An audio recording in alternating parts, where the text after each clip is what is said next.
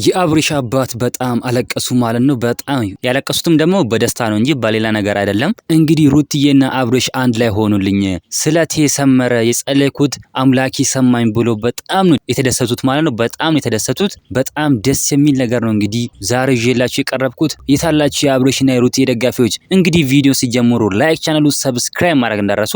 እንግዲህ የአብርሽ አባትም ካሁን በኋላ ከሩትዬ ወጥተው የራሳቸውን ትዳር የራሳቸውን ህይወት መኖር አለባቸው። ሩታና አብርሽ የራሳቸውን ህይወት መኖር አለባቸው እንጂ ሰው ሊበጠበጣቸው አይገባም። ስለዚህ አብርሽና ሩታ አንድ ላይ ሆነው ልጃቸውን ያሳድጉ። ደግሞም ካሁን በኋላ ማንም መሃላቸው አይገባም። አብርሽ ልጅም ከህመሙ ሙሉ በሙሉ ድኗል።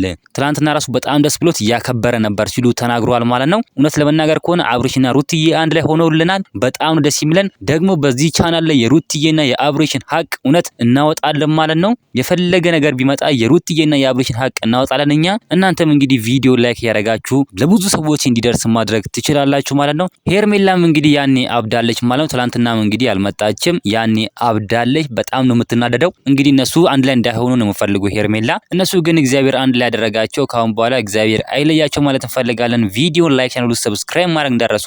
በሌላ ቪዲዮ እስከምንገናኝ በያላችሁበት የዓለም ዳርቻ ሰላማችሁ ብዝት ይበልልኝ። ደህና ሁኑልኝ።